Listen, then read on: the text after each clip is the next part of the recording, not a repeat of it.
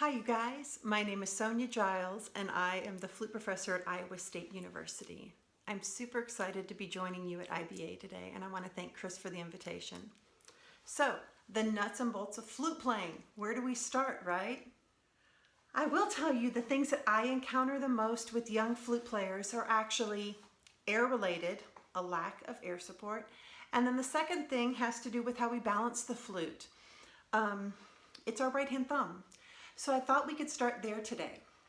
The right hand thumb is one of our 3 balance points and it should be underneath the tube of the flute. It should be under pointer and middle, the F and the E key, in order to balance the flute really well. Pointer, meaty part in our left hand, should be curved around the flute and should be a support from underneath. And then these two underneath and towards the face, and our third and final balance point is the kisser, right over here. And I'm always reminding my flute technique students that the lip goes out to the flute and that we create a lot of resonance in our sound by not mashing the lip in between our teeth and the flute. So having a little gap of space there and having our embouchure go from E to oo, oo, oo. I often describe the bottom lip can feel like a little caterpillar just laying on the lip plate, very relaxed. And so if you have a student that has really tight corners, have them exaggerate E, pull it way back, E, oo, E, oo, E, oo. And they can do that before playing any phrase that they do, E, oo, E, oo, E, oo. And just by pulling back, it's like our lips boomerang forward, like they're like, oh my gosh, it's so uncomfortable to be pulled back so far. So that could be a remedy if you've got some tight corner kiddos, right? Okay, so our right thumb, what happens to our sound when the right thumb ooches forward? Well, first off, the flute isn't balanced as easily, right? Also, I often see fingers come forward and not be centered on the keys. So if this is underneath and if we're pressing down, we're balancing the flute in such a way that the tube can still vibrate. When my thumb comes forward and I clamp down like this, not only could I be mashing the rod, but I'm not pressing down in the center of the key. So our sound is just affected from the get-go. Additionally, thumb forward, flute rolls back. What happens when our flute rolls back? We cover more of the embouchure hole. Our sound becomes thin and flat, tuning wise. And so, well, it's just not good, right? So what I'm gonna demonstrate first is using my thumb in a normal spot, right?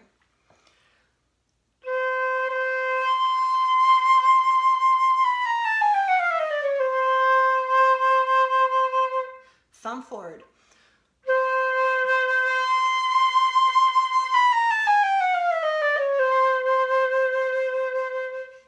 So I'm having some problem with technique because my fingers are kind of stiff because they're in the claw. Now I'm going to use less air support.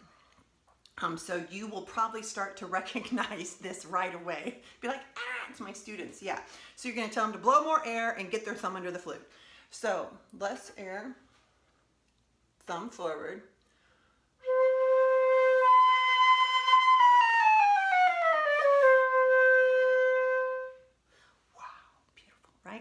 So just by getting them to blow more air, which we'll go into in a second, and correcting the thumb. Now the thumb can be corrected a few ways. One, it's hard to keep up with. It's way down there, we can't see it. So if we could put something underneath the flute so that our student could feel where that is, that could be helpful. You can take the adhesive part of a Band-Aid, just cut it right off, slip it on there, comes off later. And you want to obviously place it underneath the tube exactly where you want them to put their thumb. There are some things called flute gels. You can buy like 2 for $18. They're more expensive. They definitely have some heavy duty adhesive. They go on and you keep it on for a while. But the nice thing is they're padded. So you could put one where your left pointer is and one under your right thumb, or just one or the other. But since we're talking about right hand thumb, I would place it under there and then you just leave it on until it finally falls off. The third way is that you can buy this little bad boy called the thumb port. The thumb port slides onto the flute and then it gives us a little shelf. How can you see that? You cannot. Okay, well, just trust me. It's a shelf sticking out from, there you go, you can see it, out from the flute. So your thumb is actually not going to be underneath the flute. It's actually behind it. Wow. So their thumb is used to being out here, and now pendulum swinging, whoop, you're putting it behind. And then hopefully when we take the thumb port off, their thumb will go underneath, and then boom, done. I also have some students who keep the thumb port on and then have their thumb go underneath for a bit, and then we take the thumb port off. So in any event, here's with the thumb port on. My thumb is behind the flute.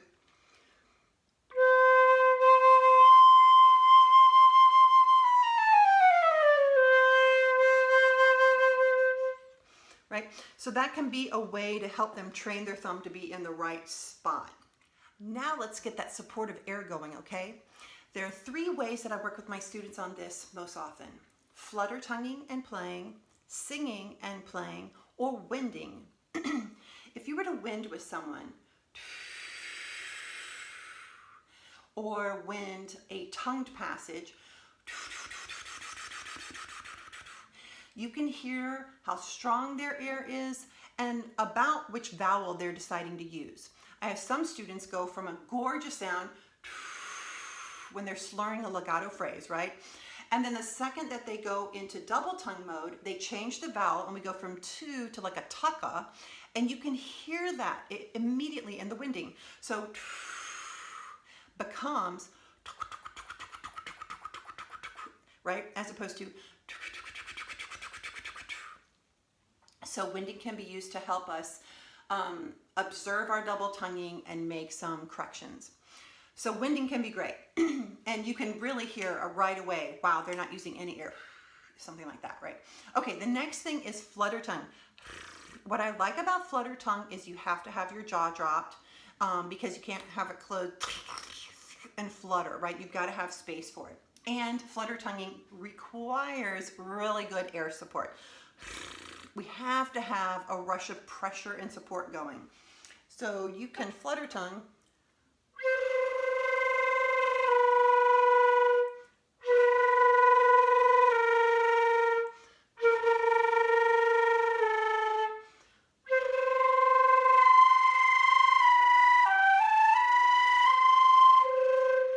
You know, any melody, any warm up. Then you go to play it.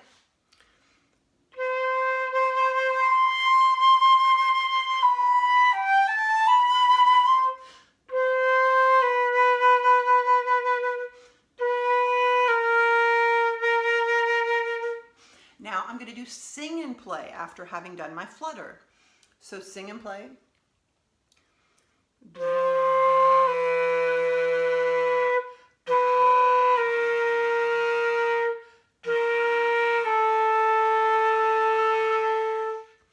I'm going to play now, and I'm trying to keep the vowel shape in my mouth the same, the air, everything exactly the same.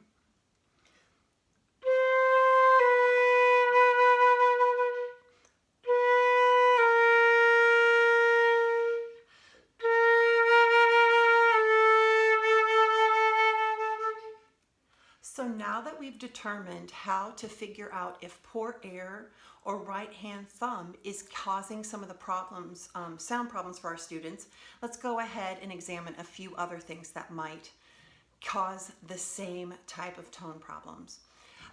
When our instrument has some minor issues that we can easily repair, we can hear similar sounds. So now we're going to meet with Eric Swanson. He's a master technician at Flute Authority over in Coralville, Iowa. It's attached to West Music. He's my repair technician, and he is phenomenal. He's the best. So he's going to lead us through how to determine if a spring is off its hook, if the rods have come undone a little bit and you can see the screws sticking out, what that sounds like, finishing screws, and a few other things that both you and I can actually do on our own.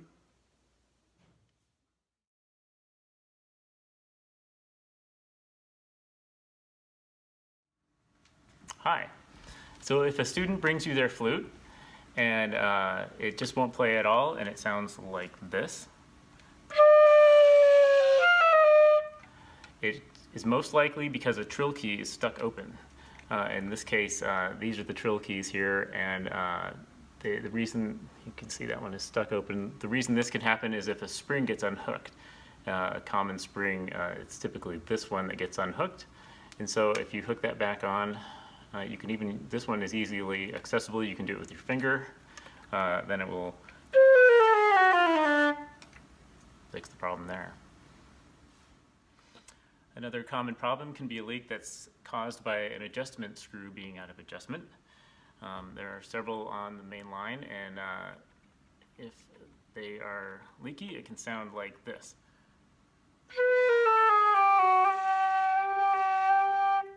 And that is because in this case, when you finger F, the F sharp key is open a little bit. And the way you fix that is just by turning the adjustment screw in a little bit until that key goes all the way down. And it will sound like this. On occasion, the rods that hold the key mechanism on can come unscrewed a little bit.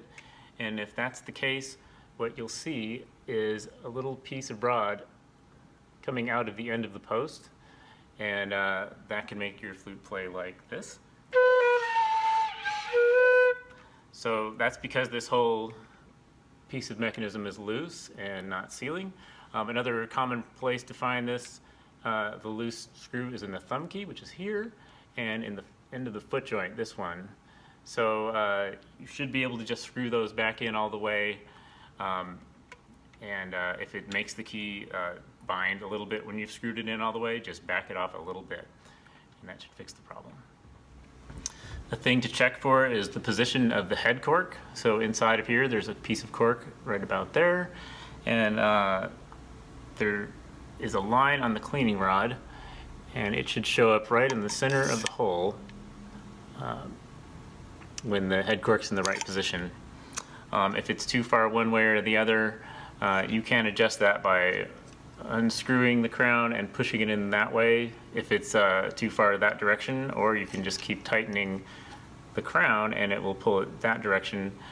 If it's not center, then the pitch of the instrument's going to be off, and the low notes will probably not speak as well. On occasion, a pad can come loose or fall out, and on a flute, it's likely to be only one of three pads, the high C key pad or the two trill key pads. Those are the three pads that are glued in with glue. Now, if these come loose or fall out, there's usually hot glue on the back of the pad that can be heated back up to make the pad go back, to make it melt back into place.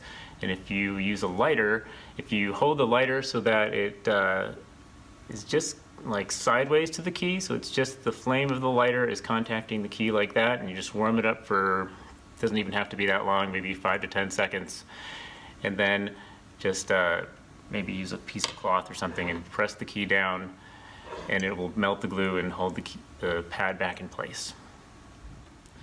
One thing that can make your notes not speak is if the pads are bad, which if the pad skin is peeled away.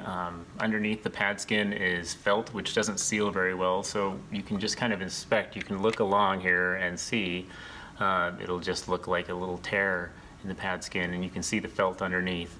And in that case, you should probably just get the flute into the shop to get the pads changed out. Next, I'd like to take you and your students through a typical warm-up that I and my flute majors do, and I also do with my high schoolers. To begin with, we're just going to get the air moving. I like to start most students using De La Sonorte, one of the examples we just did, which is just the half step, half step, half step relationship. You can do this with vibrato, without vibrato. You can do it the first time with vibrato, the second time without vibrato. You can do it forte and repeat it and do it piano. So many variables that we can do. For right now, we're going to do it just to hear the evenness of the tone as we go down.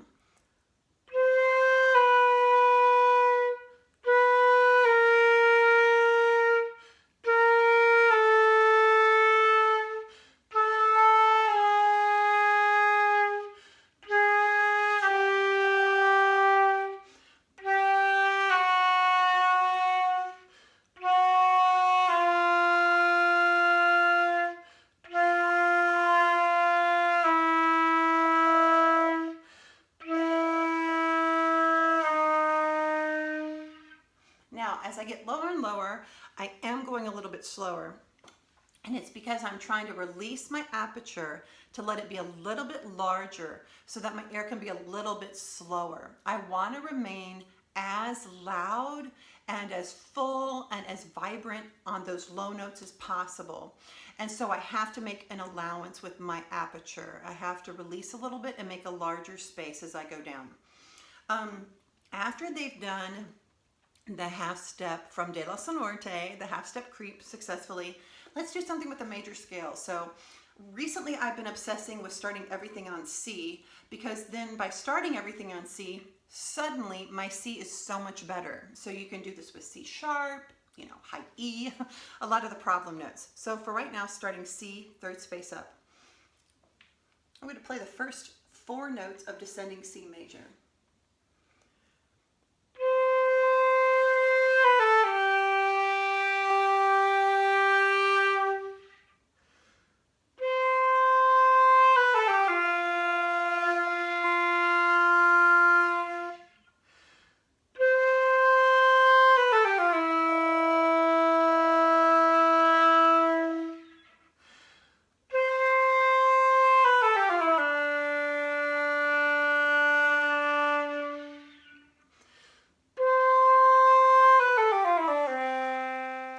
Next, we're going to do a few harmonics. We're going to start on low D, overblow, overblow. So at first we'll get the octave and then the 5th above. And for this initial use of harmonics, I just try to get the air going. So I'm not going to change my aperture. I'm going to try not to change my air direction or anything like that. I literally just want to blow more air. So that gets my air kind of warmed up and going. And it also gives me the idea of leading with support and supportive air. So I do D, then E flat, then E. I'll do a few examples now.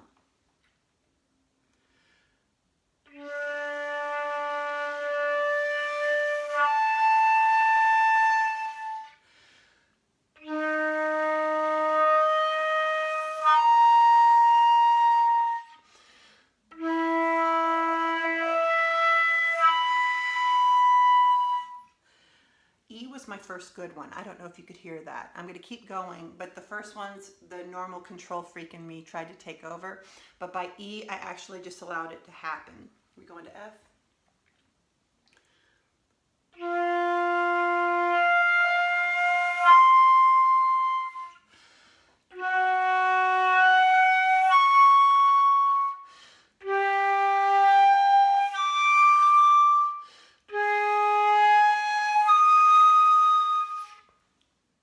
Our next exercise is going to transform your students' low register. We are starting like we did earlier, C, B, A, G. I'm going to play them slow enough and slurred that I can hear the connection, hopefully, in between the notes being consistent. Sometimes we have different areas that try to help out, like our throat might inadvertently close off air as we go to finger a note and switch between note to note. So when I slur this first descending 1, 2, 3, 4 coming down, I'm listening in for that. And then like the earlier exercise, I'll grow on that low G. Then I'm going to do something called whoos. Whoos is a tongueless attack. Some people call them ha's. And you're going to ha, ha, ha, ha. Only pull with abdominal support and just really get it going. So here we go, slurred, C, B, A, G.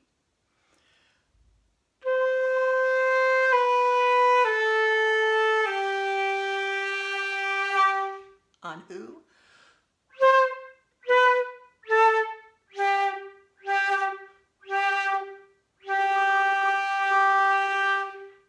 Flutter.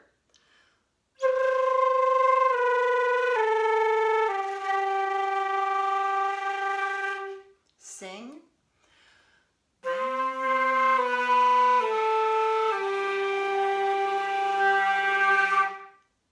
Tongue.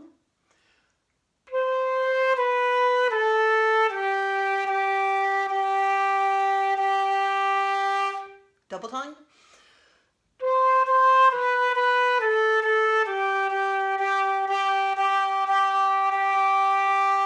Crispy.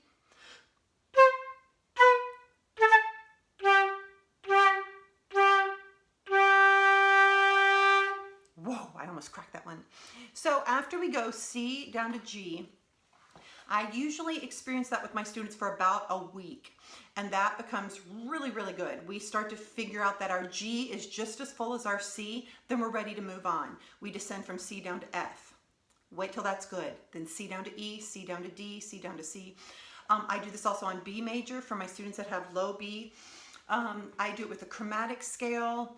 So this exercise alone will help your students start to get an articulate kind of tonguing in the low register. So give them a month with this. If they do it daily, it will be transforming for them. So this, out of everything that I'm doing today, make them do this one.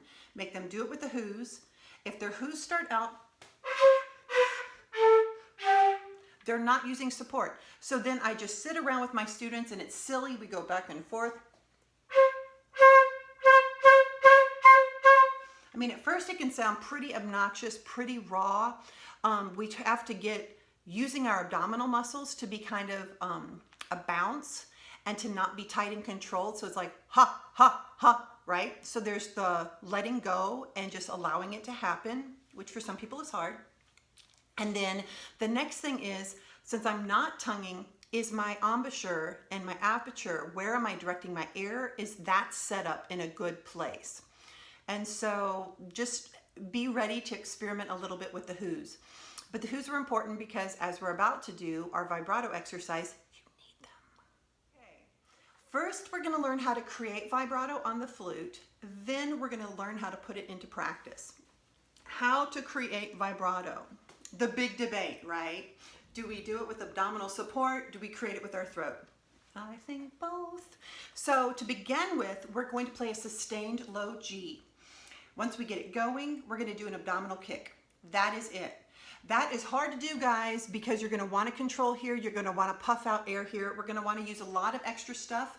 So just let yourself get relaxed right now. Play your low G. And once you have it, ha, just do a kick. So I do it as though I'm starting a note, and then I think of beat one of the next measure as abdominal kick time. Bam. And then it's on 1 and 3. Ha, ha, ha. And then on 1, 2, 3, 4. Ha, ha, ha, ha. That kind of thing. So that's kind of how I go faster and faster with it.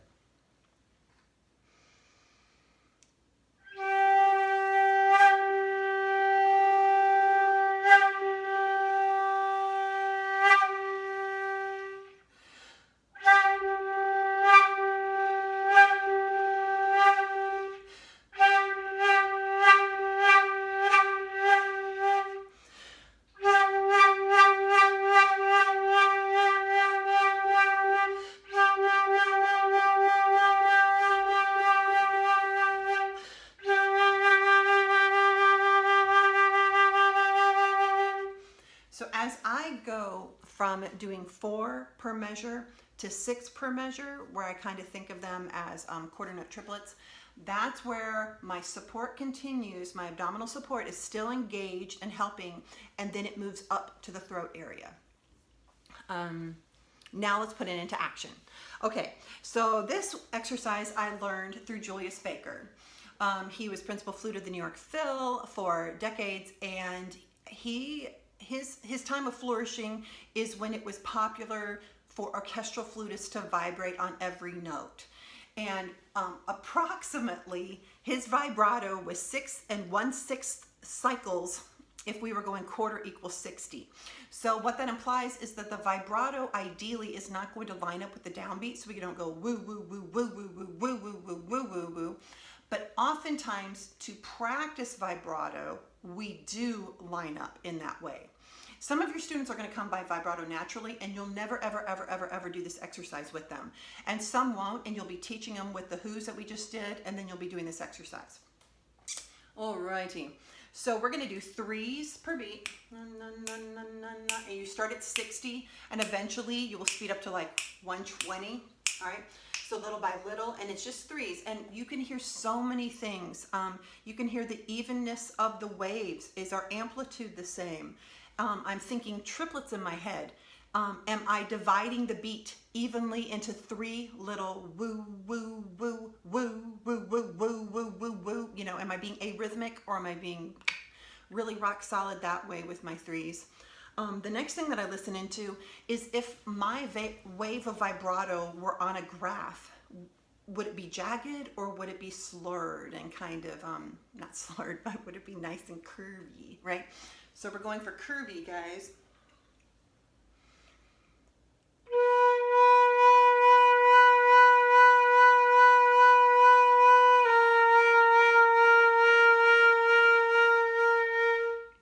To get it started, you can even think da ha ha ha ha ha ha ha ha ha ha ha ha, something like that with your students if they have trouble getting it going.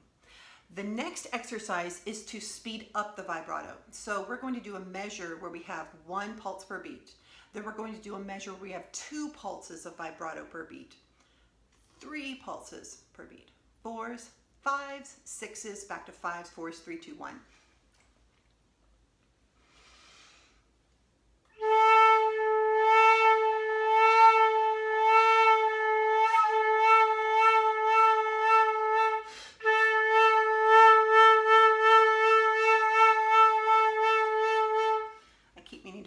On the bar line so you guys can hear. So here go the 4s, 3.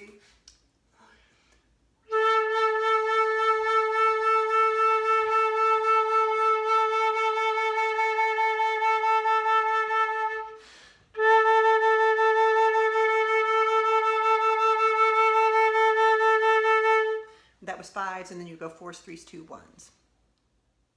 All right, it's technique time. Let's start approaching a great way to practice our major scales.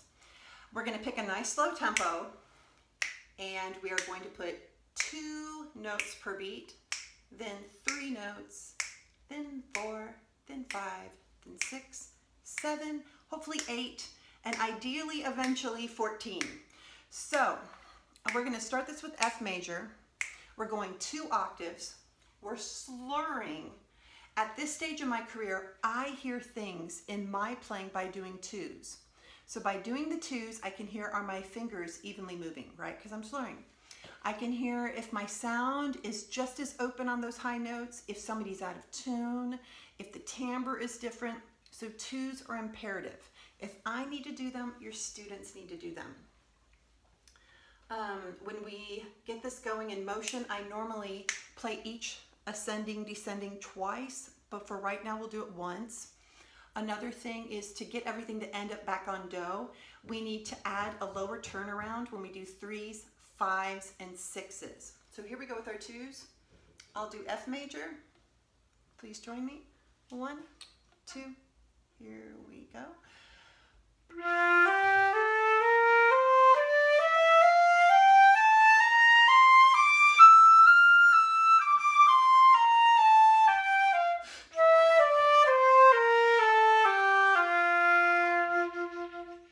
Forget to breathe. Triplet strawberry. Here we go.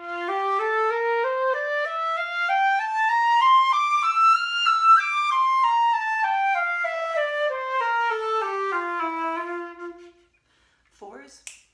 Huckleberry, huckleberry. 3.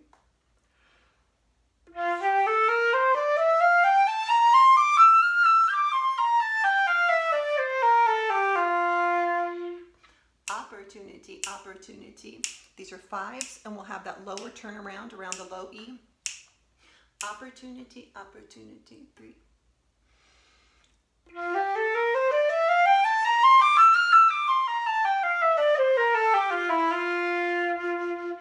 6s. Strawberry, strawberry, strawberry, strawberry. 1, 2.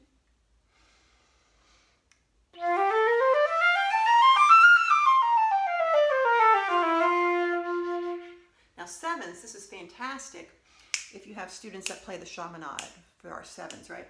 Boom. We're going to anchor ourselves first by playing the tonic. So we're going to do, do, high do, do, do, and then we'll play the scale. Don't overthink it. Let's just try it together. 3, 4.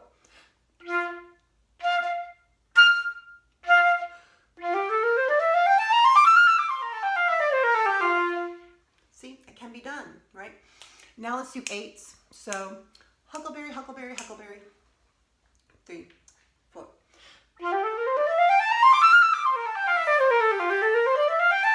Oh, sorry, we're only doing it once. And then you can do 14, which is basically the same as 7, but instead of anchoring do on the quarters, you're going to anchor do on the 8th note. So do, do, do, do, and then fill it in. 2, 3, 4.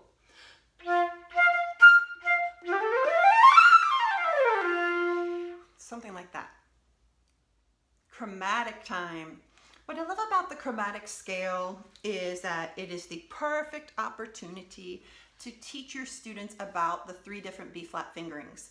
For my chromatic scale, I use the B flat lever. On the last scale exercise we just did, F major, I use thumb B flat because there are no B naturals in it, and I just slide my cutie patootie thumb over and I leave it there. My chromatic scale exercise comes from Paula Robeson's warm-up book. In it, she has an orange juice warm-up where she just does the chromatic scale in 2 octave chunks. What's really nice about that is that as your students are learning high A flat, high A, high B flat, high B, high C sharp, and high D, you can isolate just that note. So if they feel really comfortable with high G, then when we take on A flat 2 octaves, then the new fingering is just that high A flat. You can even put a fermata on it so that we're not trying to get in and out of it quickly. We're making it our total focus point, and then eventually get rid of the fermata. So in any event, Paula Robeson's book, fabulous. So when I teach B flat lever to begin with, we often already know the chromatic scale, and then we are just trying to teach ourselves a new fingering, and so we put a fermata on those B flats, all right? So that's teaching the B flat lever. Now let's just talk about how to have fun with the chromatic scale. I like to start working on the gesture of my air and the gesture of technique going up and down and being fully supported by air. So what we're going to do is we're going to actually inhale through our nose as though we have something beautiful we've just smelled. It could be, for me, it's like eucalyptus or peppermint. Something invigorating that kind of opens up the nasal cavity, and it can be a different type of breathing in that can be calming. So it's pretty good for doing some technical exercises, right? So we breathe in.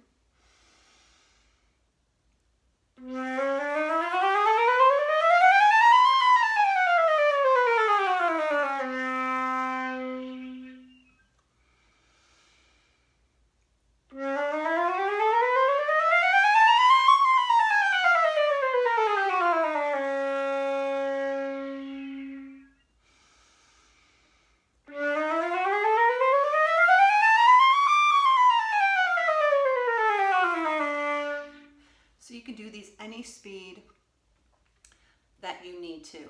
To begin with, when I have students starting them, I might have them who.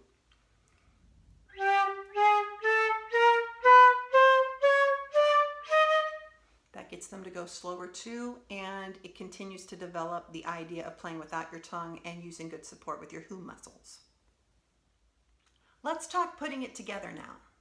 So, how do we use recordings to help our students in their playing? Oh my gosh. The benefits are just, we can't even count all of them, right? One of my favorite things to help students with vibrato is to have them play with headphones on and listen to someone, Emmanuel Paoud, Sharon Bazzali, Marina Piccinini. Those are some of my favorites for using expressive vibrato, which is kind of unlike the Baker exercise from earlier, because sometimes we'll have a note without vibrato, then it'll add lush vibrato. We'll start with slow vibrato, we'll go to fast, we'll start with fast, and then we'll go to slow. So I've included on my handout a list of different recordings that we can all access free on YouTube. A lot of the music is actually on imslp.org. Then eventually, what can be a huge help to students is to play along with the accompaniment. And I have listed also 2 main YouTube channels of pianists that have put so many recordings out there of the piano accompaniment for us. So there's so many opportunities for our students to listen to great artists, imitate, imitate, imitate, and then try it on their own while playing with the accompaniment so they hear themselves in the harmonic context. They're tuning to something other than themselves, so a lot of benefits. I know we've gone over so many things today, and I've just touched on them and been mainly, it feels like little Cliff Note versions instead of getting into things in depth.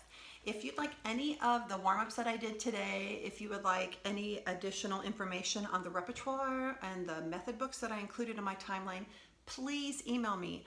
I'm sgiles@iastate.edu. Again, it's sgiles@iastate.edu. I know we didn't even talk about piccolo or anything like that today.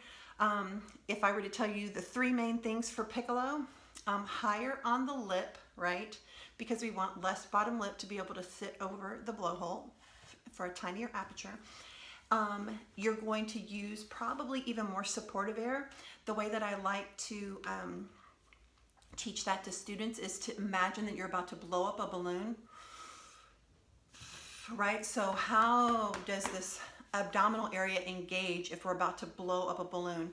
And if they don't get it to begin with, tell them that their balloon is one of those tiny, tiny balloons that you blow and it seems like it's never going to blow up. So you have to use really strong air, right? That can help us. And then last but not least with the piccolo is that you want to let them know that the flute and the piccolo are different from each other. One is cylindrical bore, one is conical bore. And so that even though we think that we have the same fingerings for the piccolo as we do for the flute, we should be using a lot of alternate fingerings. And so I've included a portion at the end of the timeline of books that you can buy. And I urge you for those alternate fingerings to get those resources for your students. Thank you again, and I hope you enjoy the rest of the IBA conference.